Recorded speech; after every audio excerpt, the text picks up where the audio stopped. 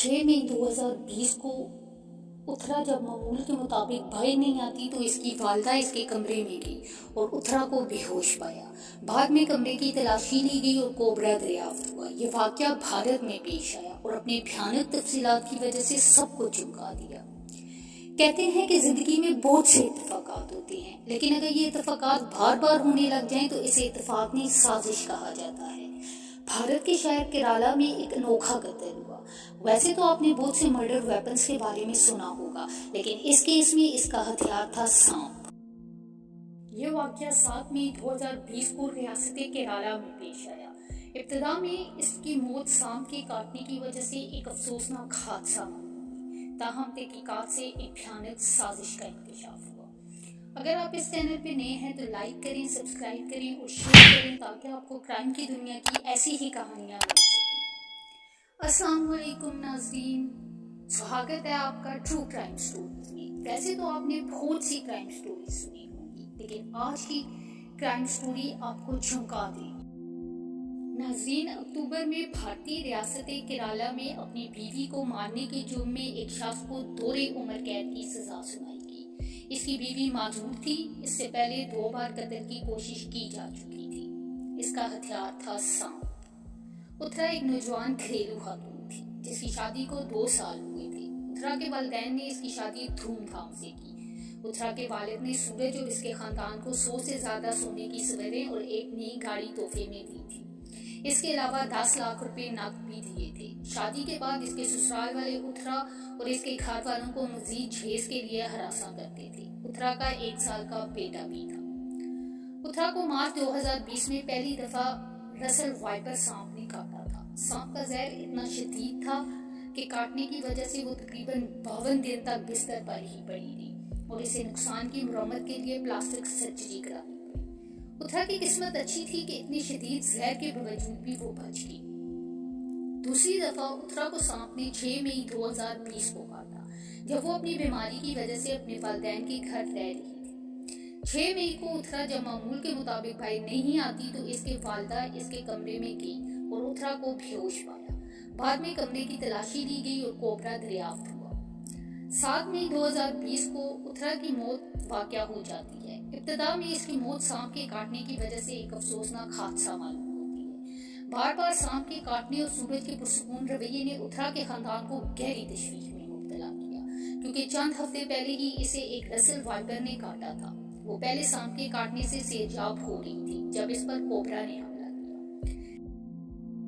अपनी बेटी की मौत के 1 हफ्ते बाद उत्तरा के वालिद विजय सेनन ने पुलिस से राब्ता किया और अपनी बेटी की मौत में बदनमानी का शक जाहिर किया। उन्होंने 21 मई को केराला पुलिस में एक शिकायत दर्ज करवाई जिसमें इसे गैर फितरी मौत करार दे दिया। उत्तरा के वालिदैन ने कहा कि चूंकि उत्तरा और इसका शोहर एयर कंडीशन कमरे में सो रहे थे, इसलिए कोबरा के बगैर किसी की मुदाखलत के कमरे में दाखिल होना मुश्किल था।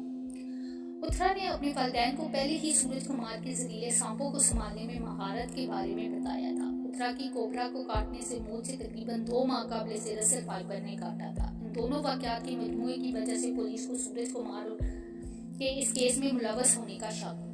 पुलिस ने तहकीकात इस वक्त शुरू की जब इसके खानदान ने कत्ल का इल्जाम लगाया, ये कहते हुए कि सूरज इन्हें जहेज के लिए हरासा कर रहा था। पुलिस ने मुतासरा किशोर सूरज को मरकजी मुलजिम के तौर पर गिरफ्तार किया और सांप पकड़ने वाले सुरेश कुमार को केस में दूसरे मुलजिम के तौर पर गिरफ्तार किया। 12 जुलाई 2020 को सूरज ने कत्ल के बारे में अवामी इतराफ किया। इसने कहा कि इसने कुमार से हर सांप 10,000 रुपए में खरीदा था। बाद में सुरेश ने पुलिस को अपनी गवाही और बयान दिया। पहले सांप के काटने के वाकये में उन्होंने कहा कि रसल वाइपर का उत्तरा किशोर के घर की दूसरी मंजिल पर पहुंचना नामुमकिन था, जहां उत्तरा को पहली बार सांप ने काटा।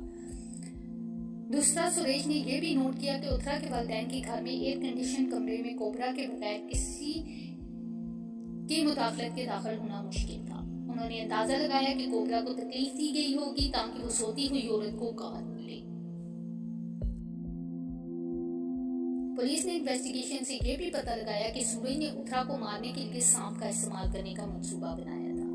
इसने एक कोबरा और एक वाइपर खरीदा और सांपों का इस्तेमाल करके उत्तरा को मारने का इरादा किया ताकि कोई शक न हो। पहले सांप के काटने से उत्तरा के ना मरने पर इसने दोबारा कोशिश की। तहकीकात के दौरान ये पता चला कि 2 मार्च को उत्तरा के पहले शाम के काटने के दिन इसके बैंक लॉकर से सोना निकाल लिया गया था। सूरज ने एक कोबरा को सोई हुई उत्तरा पर रख दिया ताकि इसे काटा जाए। पुलिस ने जब सूरज से मोटिव पता किया तो उसने बताया कि इसका मकसद माली लालच था, क्योंकि वो उत्तरा के सोने के जेवरात और दीगर असासों पर कब्जा करना चाहता था। इनका मकसद अपनी बीवी की दौलत जो सोने की सूरत में थी और इसकी जिंदगी की इंश्योरेंस पॉलिसी के फवायद हासिल करना था। पुलिस को इत्तला मिली थी कि सूरज ने अपनी बीवी की मौत से चंद माह कबल एक जिंदगी की इंश्योरेंस पॉलिसी हासिल की थी। सूरज ने इतराफ किया कि इसने अपनी बीवी को सुलाने के लिए नींद लाने वाली गोलियां दी थी ताकि वो उसे सांप छोड़ने से पहले बेहोश कर सके। इसने इतराफ किया कि कोबरा को अपनी बीवी को काटने के लिए 11 दिन तक भूखा रखा। सांप को एक बोतल में बगैर खिलाई 24 अप्रैल से 6 मई तक रखा गया। नाज़रीन, आप अंदाजा लगा सकते हैं कि जब एक जानवर को 6 दिन तक भूखा रखा जाए तो कितना गमो से बच जाता होगा। फिर इसे इंसान पर छोड़ दिया जाए तो क्राइम ब्रांच के डिप्टी सुपरिटेंडेंट ऑफ पुलिस ए अशोकन जो तहकीकात की क़यादत कर रहे थे ने कहा कि इसकी मौत से पहले वो चलने के काबिल नहीं थी। 52 दिनों से बिस्तर पर थी और वाइपर के काटने के बाद इसे प्लास्टिक सर्जरी करवानी पड़ी थी। जब वो पहले हमले से सेहतयाब नहीं हुई थी तो इसे ज्यादा जहरीले सांप से दोबारा काटने पर मजबूर करना सिर्फ പ്രതികൾ വല്ല സംശയത്തിൽ ദൃശ്യക്കാരിലും ഉണ്ട്. നമ്മളിപ്പോൾ ഇതിന് ശേഷമുള്ള കസ്റ്റഡിയിൽ മേടിച്ചിട്ട് തുടർ അന്വേഷണം നടത്തും. സാറേ, പാമ്പിനെ കൊണ്ട് എങ്ങനെ ചെയ്തു എന്നാണ് പറഞ്ഞേക്കുന്നത്? കൊത്തിച്ചെന്നോടോ പൈപ്പ് ഉപയോഗിച്ചു? इन्वेस्टिगेशन के बाद पुलिस चार्जेस 1000 सफात पर मुश्तमिल थे और इस मंसूबाबंदी और साजिश की तफसीलात फराम की गई थी जिस पर सूरज ने अमल दरामद किया था। सूरज पर भारतीय पीनल कोड की मुख्तलिफ दफात के तहत कत्ल की कोशिश, मुस्तकिल चोट की कोशिश और शफाई की तबाही के इल्जामात आयद किए गए। जून 2020 के अवाइल में उत्तरा के सुसर सुरेंद्र को 60 शवाहिद को तबाह करने और 38 तोले सोने के जेवरात छुपाने के इल्जामात में गिरफ्तार किया गया, जो पुलिस ने करीब की रबड़ के बाग में दफन पाई। उत्तरा के वालिदैन ने कहा कि इसकी जेज का ज्यादातर हिस्सा अभी तक गायब है। अगस्त 2020 में सूरज की वालदा रेणुका और बहन सवरिया को साजिश, घरेलू तशद्दुद और शवाहिद को तबाह करने के इल्जामात में गिरफ्तार किया गया। सुरेश कुमार ने अदालत में गवाही दी कि सूरज ने इससे सांप खरीदा था। सुरेश ने अखबारात से उत्तरा की मौत के बारे में सुना। सूरज ने सुरेश से कहा कि वो मजबूर बीवी के साथ रहना नहीं चाहता और लोगों को ये बात मालूम होगी कि इसकी बीवी की मौत सर पे दोष सांपों की नाराजगी की वजह से हुई है। सुरेश ने उत्तरा की मौत पर अफसोस का इजहार किया। इसकी गवाही के मुताबिक वो सांप जिन्हें वो पकड़ता था आमतौर पर भारतीय जंगलात एहलकारों की मदद से जंगल में छोड़ दिए जाते थे। ये केस क्रिमिनोलॉजी निसाब में एक अहम हवाला बन गया क्योंकि सूरज ने कत्ल करने के लिए कुदरती हथियार का इस्तेमाल किया। ऐसे जुर्म की कोई साबका तारीख न होने की वजह से तफ्तीशी टीम के लिए तयन करना मुश्किल था कि ये कत्ल किया गया था। इस्तगासा ने जोर दिया कि नायाब तरीन मामलात में से एक है और मुलजिम के लिए सजाई मौत का मुतालबा किया। जज ने इत्तफाक किया कि ये एक नायाब केस है। फैसला सुनाने वाली अदालत ने इस कत्ल को शैतानी, ज़ालिमाना, संगीन और बुज़दिलाना करार दिया। अदालत ने सूरज को अपनी बीवी उत्तरा को मारने के लिए जिंदा कोबरा इस्तेमाल करने का मुजरम पाया गया।